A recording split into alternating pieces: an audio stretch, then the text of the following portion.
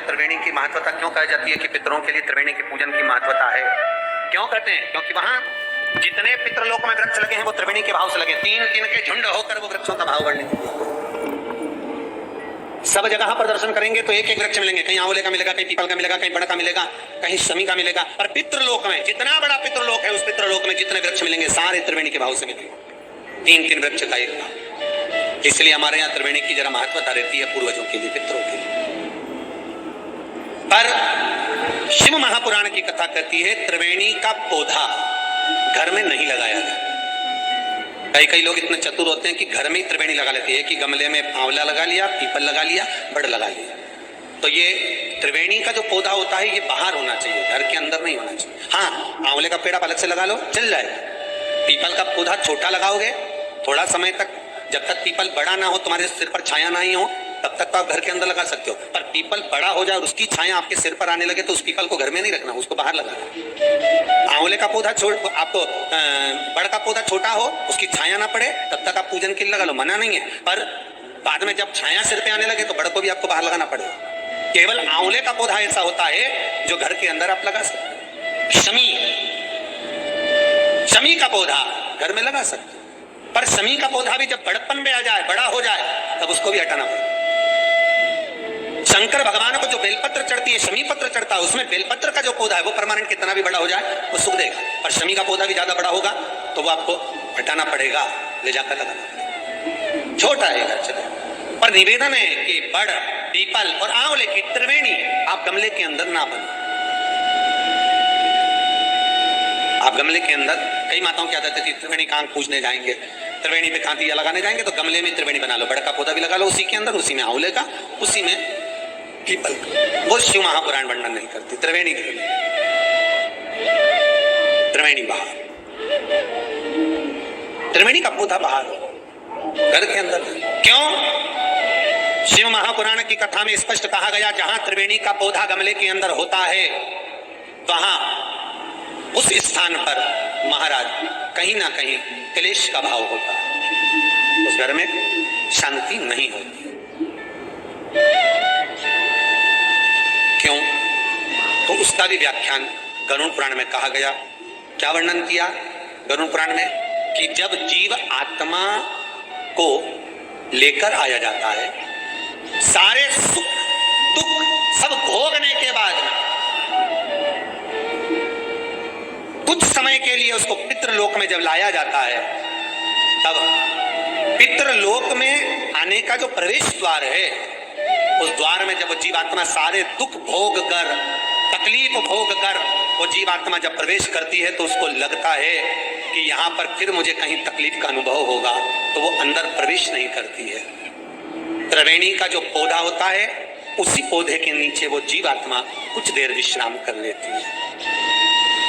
इसलिए शिव महापुराण कहती है त्रिवेणी बाहर पूजी जाए, त्रिवेणी बाहर लगाए।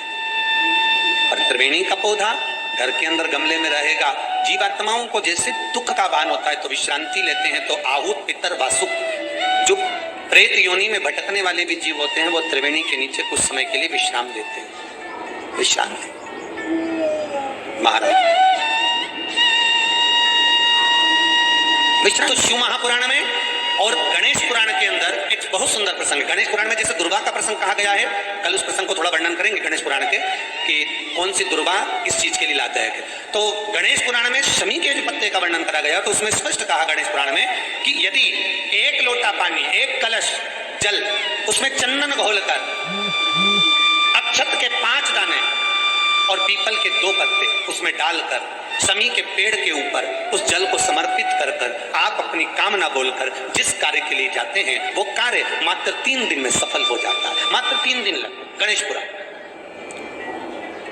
शमी पत्र का, शमी का जो पौधा आपको कहा था, बेलपत्री माता पार्वती के नैनशू से प्रकट हुई, रुद्राक्ष का पौधा शंकर भगवान के नैनशू से प्रकट हुआ, और शमी का जो पौधा है वो उमा और महेश, माता पार्वती का जो एक अवतार हुआ था उमा अवतार। तो माता पार्वती 52 अवतार माता पार्वती के हुए हैं, उसमें एक अवतार माता पार्वती का उमा अवतार है। तो उमा अवतार जब माता पार्वती का हुआ था तो उसके साथ में शंकर भगवान को महेश्वर अवतार लेना पड़ा। महेश्वर अवतार भगवान शंकर ने लिया। तो उमा और महेश्वर का जब मिलन हुआ था उस मिलन के दृष्टिकोण से, उस मिलन की दृष्टि से शमी का पौधा उत्पन्न। शंकर भगवान की जो जलाधारी है, बस उस जलाधारी का मुख उत्तर का होना चाहिए। घर में भी अगर शंकर भगवान का शिवलिंग रखते हैं अपन, तो शंकर जी की जो जलाधारी का मुख होता है वो उत्तर का होना चाहिए। उत्तर।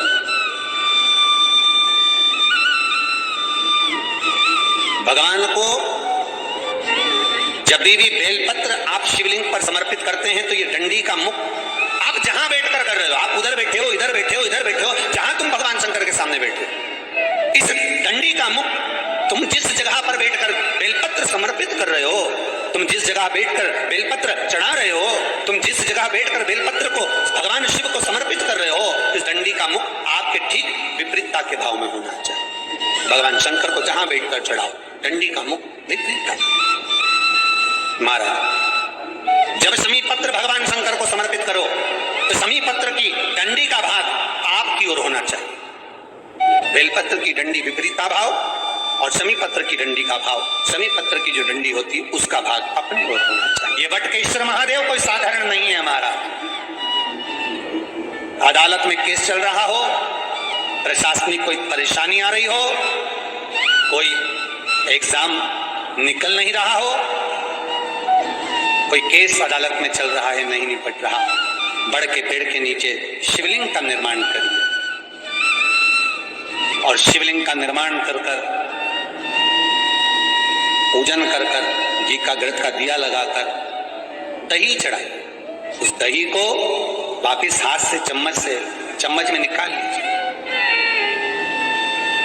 उस दही को रख लो, शिव जी की पूजन अर्चना कर कर भगवान भोलेनाथ के शिवलिंग का विसर्जन कर दिया। दही जो चम्मच में निकाला है उसको एक रुमाल में लगा लीजिए, चाहे स्वस्तिक बना लो, चाहे छापा लगा लो, बिंदी लगा लो। उस रुमाल को जिस एग्जाम में बैठ रहे हो उसमें जेब में रखकर ले जाइए।